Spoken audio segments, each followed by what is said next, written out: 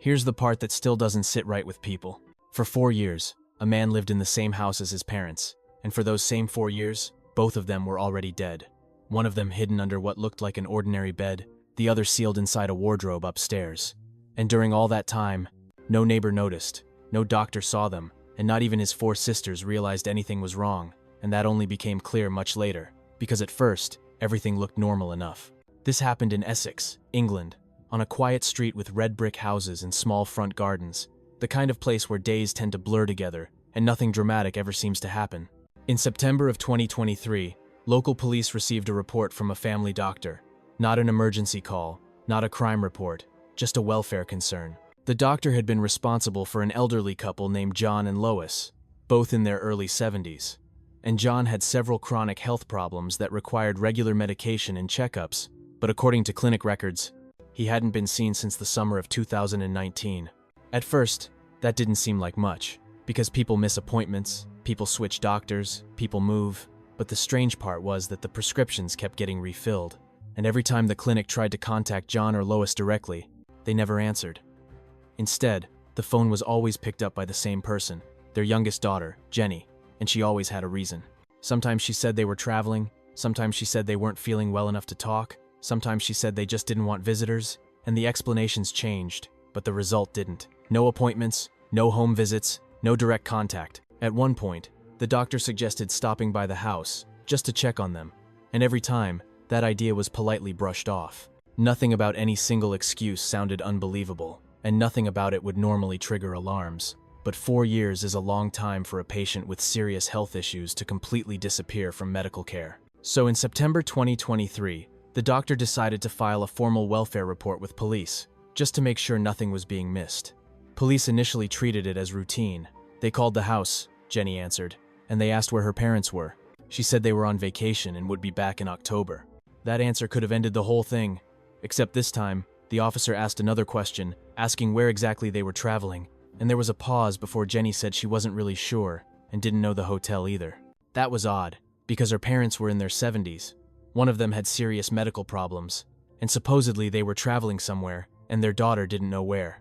After hanging up, the officer decided to check their bank activity, and the accounts were active. Money was being spent regularly, but every transaction was local. Grocery stores, pharmacies, clothing shops. Nothing that suggested travel. No hotels, no train tickets, no signs that anyone had left town. So police spoke to neighbors, and no one had seen John or Lois in years. Then they contacted the couple's other daughters, and all of them said the same thing, that they hadn't seen their parents in about 4 years, but they believed they were still alive, because they were still receiving text messages, birthday wishes, and little updates, always through messages, never phone calls, never video chats, and always supposedly from their parents. At that point, the situation stopped looking like elderly people keeping to themselves and started looking like someone was deliberately keeping others away. Police applied for a search warrant and an arrest warrant, and on September 15th, officers went to the house. From the outside, nothing looked unusual, just another 3-story brick home on a quiet street. They rang the doorbell, no answer, knocked, still nothing, then walked around back and looked through the glass, and the inside was dark and still. With approval, they broke a window and went in, and near the staircase, they found Jenny standing there. She wasn't hiding, she wasn't running, and she didn't scream. Officers detained her immediately on suspicion of murder, and then one of them asked if there was anything in the house they needed to know about. Jenny looked at him and calmly said, "Do you want me to show you?" That was when everyone realized this wasn't going to be simple. She led them to a bedroom on the first floor, and it looked messy. Unmade bed, blankets, clothes, random items piled on top, like someone had just never bothered to clean it. Jenny pointed at the bed and said her father was under there. The officers froze and asked about her mother, and after a brief pause, Jenny said her mother's situation was more complicated, then led them upstairs to the main bedroom, where 5 wardrobes were lined up against the wall, and one of them was sealed shut with tape and partially blocked by stacked boxes and bags, like someone didn't want anyone getting close to it. While officers were still trying to process what they were seeing, Jenny spoke again, almost casually, telling them to cheer up because at least they had caught the bad guy, and that reaction stayed with the officers, because they had seen suspects cry, deny everything, or shut down completely, but they had never seen someone react like that. And that was when they realized this case wasn't just about what had happened inside that house. It was about what had been happening for years. about how someone managed to live their normal daily life while hiding two bodies in plain sight. And to understand how that was possible, you have to go back to what that family was like long before anyone disappeared. Because whatever happened didn't start with violence. It started with control, routine, and a house where nothing ever felt relaxed. And Jenny grew up in that house. To understand how it got to that point, you have to look at what that house was like before anyone vanished. Because long before there were bodies hidden in bedrooms, there was already something off about how that family lived. John, the father, had spent his career as a university lecturer, and by the time he retired, his life ran on routines so strict they barely left room for anything else. Wake up at the same time, eat at the same time, go to bed at the same time, every single day. And the house followed those rules too. Quiet, orderly, nothing out of place, and no one questioned it. The daughters later said it felt less like a home and more like a schedule you had to survive, where being late, being loud, or doing something wrong didn't lead to yelling or hitting. It led to silence, long stretches of it, cold and heavy, the kind that made you feel like you'd done something terrible even if no one said what it was. And the strange thing was, none of them could ever quite explain what the standard actually was, only that they were always worried about failing it. Lois, the mother, had her own set of problems that shaped the house in different ways. She suffered from agoraphobia, which meant she rarely left the house, and she also had severe contamination fears. Everything had to be cleaned constantly, door handles wiped down, objects kept in exact places. And over time it became so intense that she and John stopped sharing a bedroom. One slept upstairs, the other downstairs, just to keep her routines intact. So the house became quiet in a different way too. Divided, controlled, and tense, and that was the environment all 5 daughters grew up in. As soon as the older 4 became adults, they left. Some moved across town, some farther, but all of them put distance between themselves and that house, and they didn't look back much. Jenny, the youngest, stayed, partly because she didn't have the same options. She didn't have stable work, she didn't have savings, and by the time her parents' health began to decline, she was already the one doing most of the daily tasks, picking up prescriptions, buying groceries, paying bills, and that quietly shifted the balance inside the house. Her parents depended on her to function, and she depended on their money to survive. And over time, she gained access to their bank cards, their accounts, their mail, everything. From the outside, though, no one saw any of this. What people in the neighborhood saw was someone very different. Jenny was known for being friendly, sometimes overly friendly. She went into local shops, chatted with staff, bought small gifts, and at first it seemed harmless, just someone being nice. Then it escalated. She started leaving flowers at neighbors' doors, dropping off food, coffee, bottles of wine, sometimes in the middle of the night. And when people told her she didn't need to keep doing it, she smiled and said it was fine, that she wanted to. Some neighbors tried to be direct and told her to stop, and she didn't argue. She just kept doing it anyway, leaving bags quietly and walking away. It started to feel less like generosity and more like something she needed to do. And while no one could point to anything dangerous, people began to avoid her. Not because she was rude, but because the attention felt strange, constant, and impossible to turn off.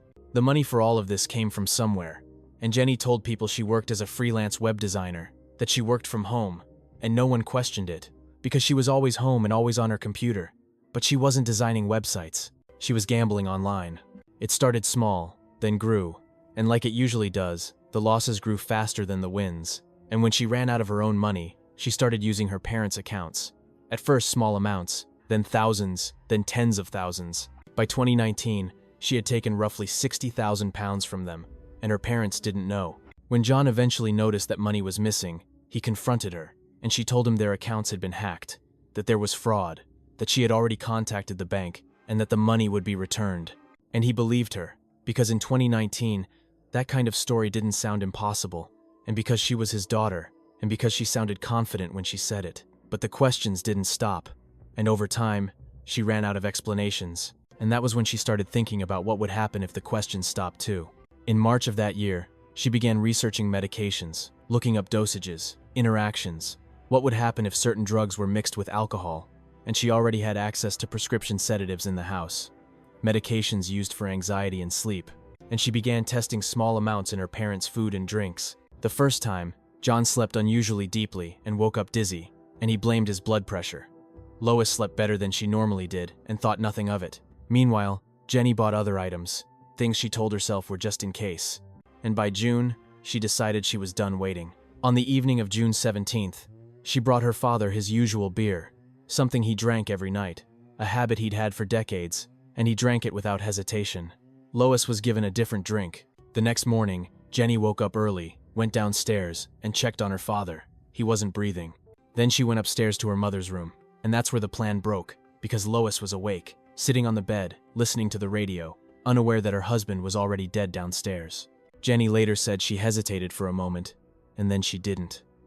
After that, she went to a clinic with a cut on her hand and told staff she had hurt herself cooking, and no one thought twice about it. Then she went shopping. She bought sleeping bags. Back at the house, she wrapped her father's body, sealed it in plastic, and realized that with summer heat, she needed something more permanent.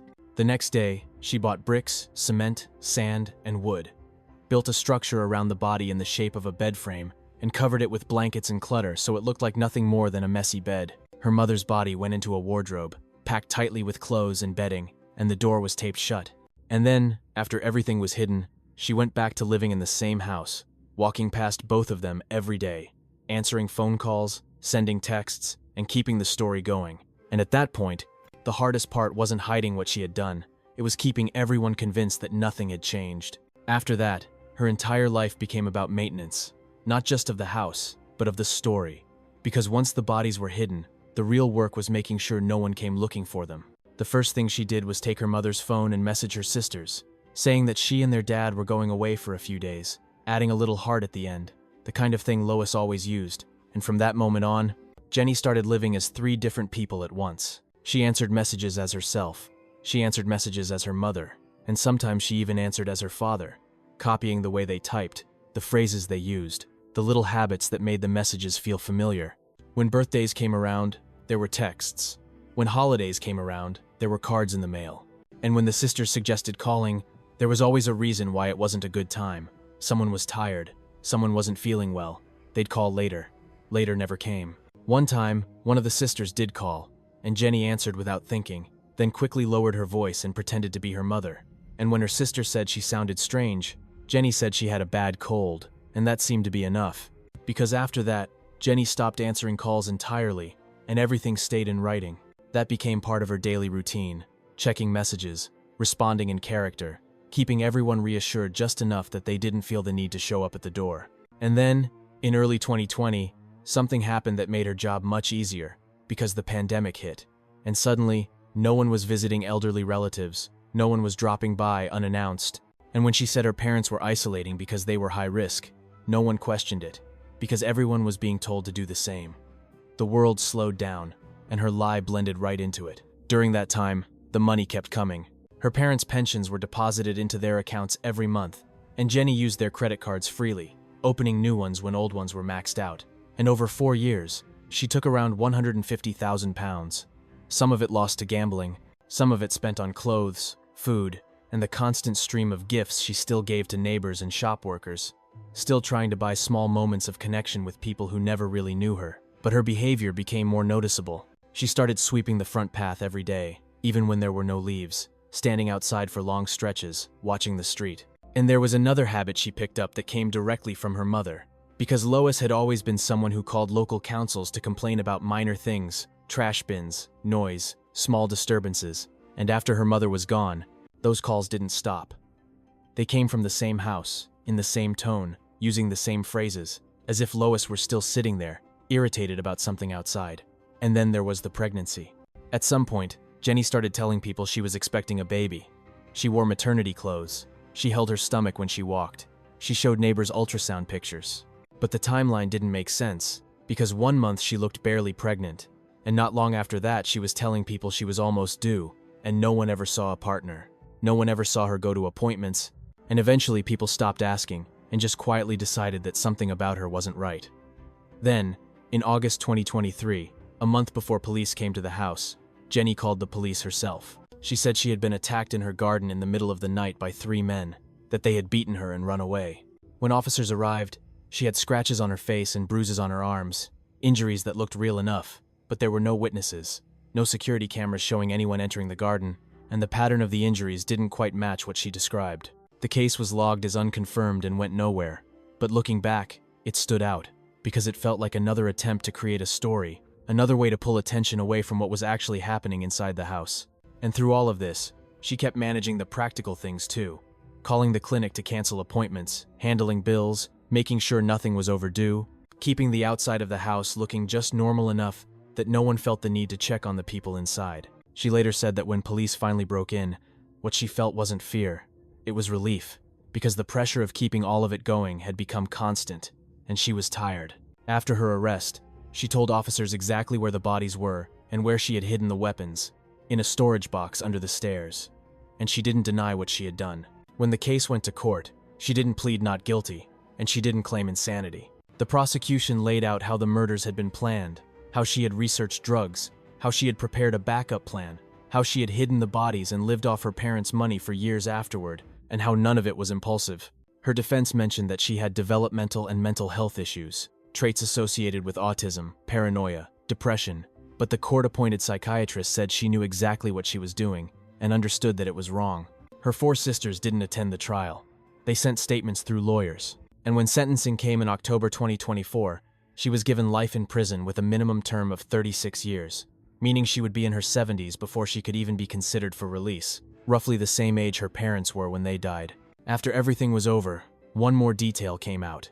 Not in court, but in a letter she wrote to police, where she said she had always felt like she didn't belong in that family, that her parents were strict and distant, that mistakes were met with humiliation, not comfort, that she never felt approved of, and that she believed those years shaped what she became. Some of those claims matched what her sisters said about the household being rigid and cold. Others, they said, were not true. And that's where the story leaves off. Not with shouting or chaos, but with a quiet house on a quiet street, where for 4 years, nothing seemed wrong at all, and where the most disturbing part was, not just what happened in one night, but how easily it disappeared into everyday life. When investigators walked through the house later, what unsettled them wasn't just what they had found. It was how normal everything else looked, because nothing seemed rushed or panicked.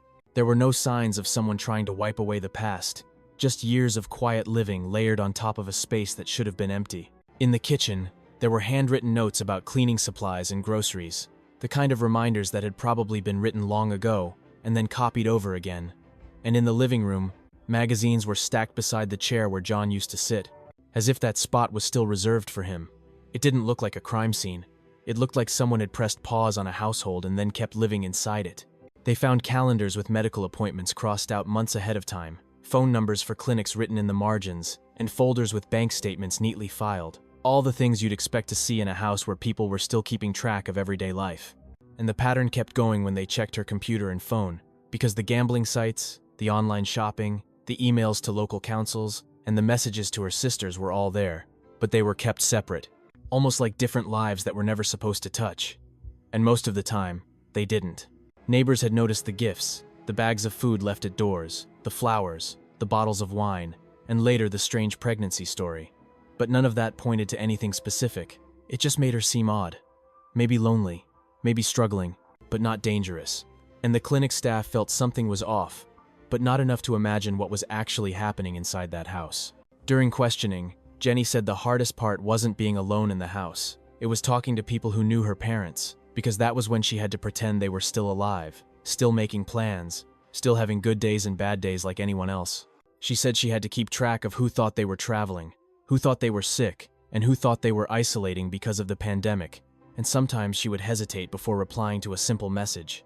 Not because she didn't know what to say, but because she had to remember which version of the story she had already given to that person.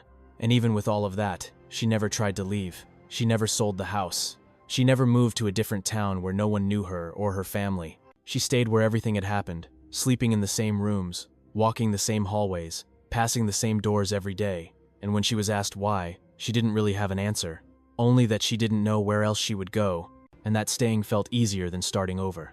But staying also meant that every small inconsistency had a chance to grow, and that's what finally happened, because once the doctor filed the report, it didn't take long for the pieces to line up.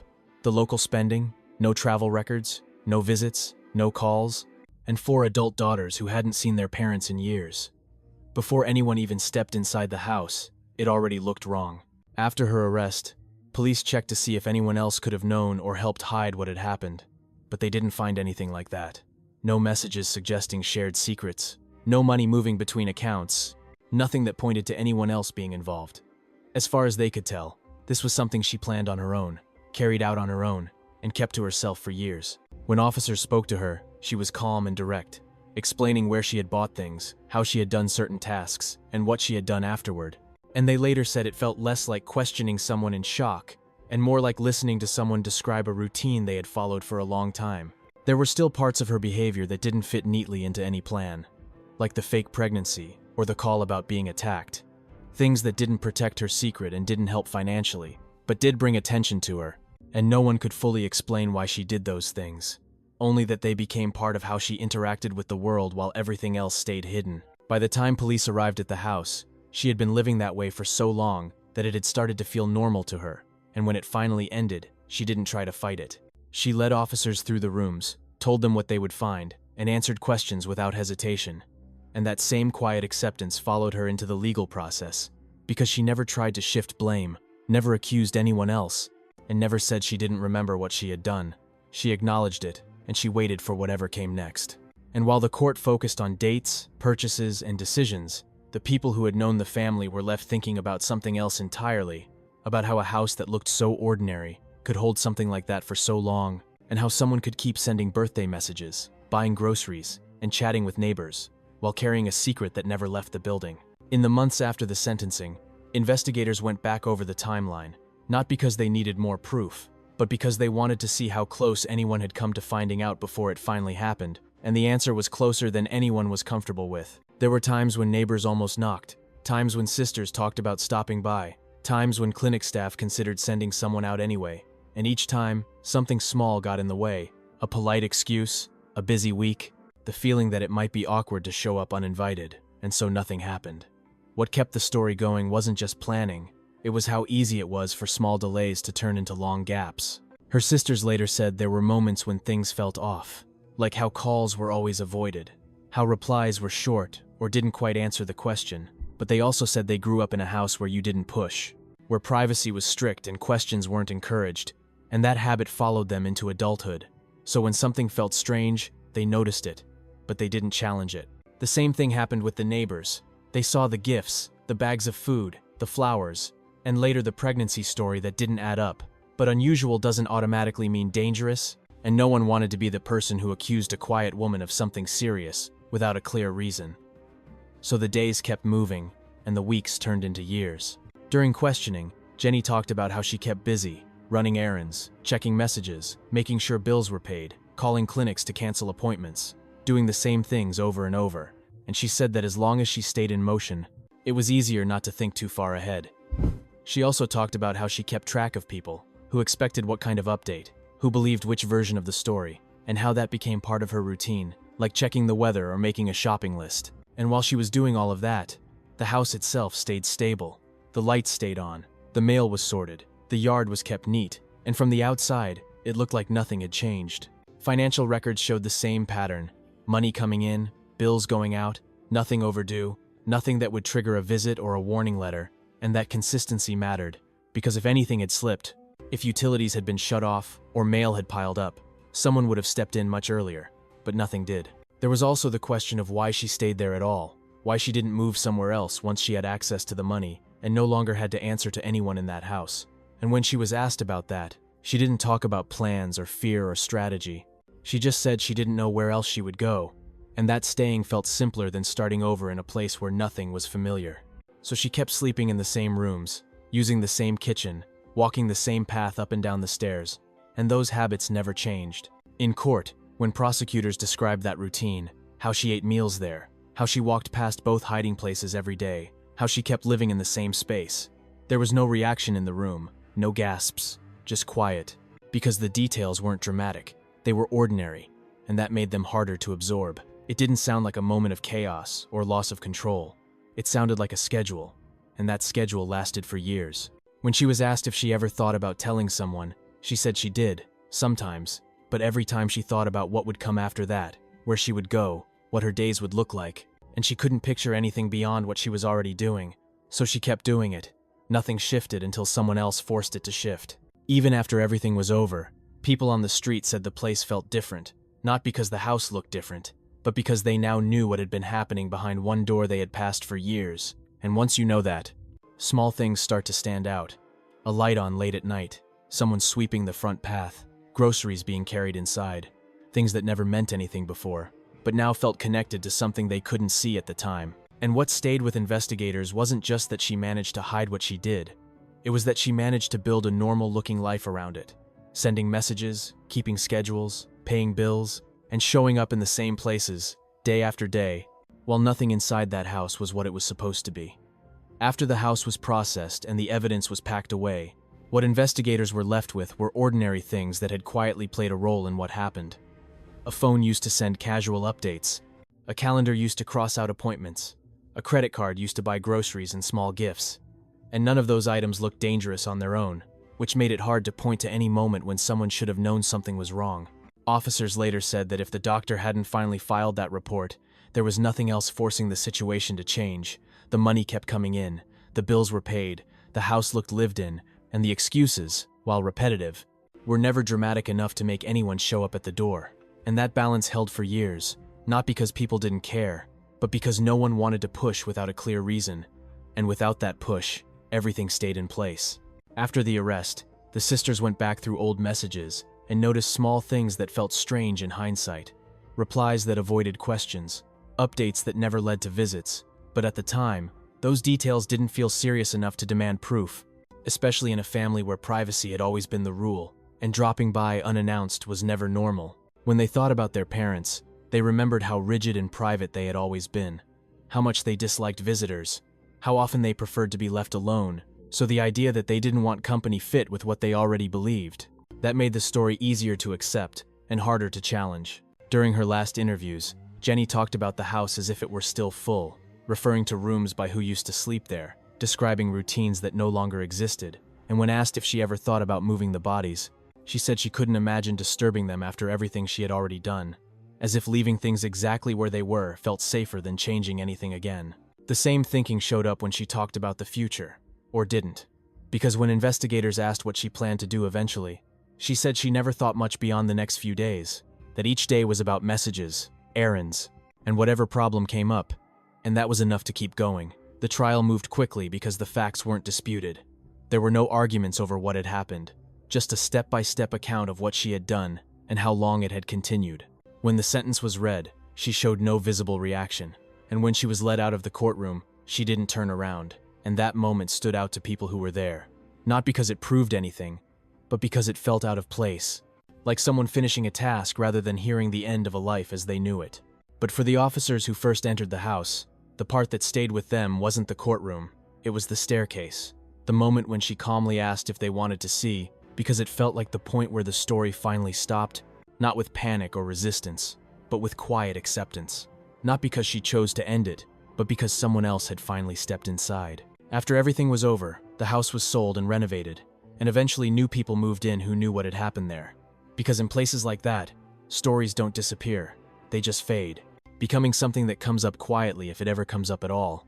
The street went back to its usual rhythm, cars passing, gardens being trimmed, people walking their dogs, and from the outside, nothing suggested that anything unusual had ever happened behind that door, which was exactly how it looked during the years when it mattered most. And that's where the story rests, not on the night of the deaths, and not in the courtroom, but in the long stretch of ordinary days in between, when routines stayed intact, messages kept going out, groceries kept being carried inside, and a house that looked completely normal held something that no one thought to look for, until one person finally did.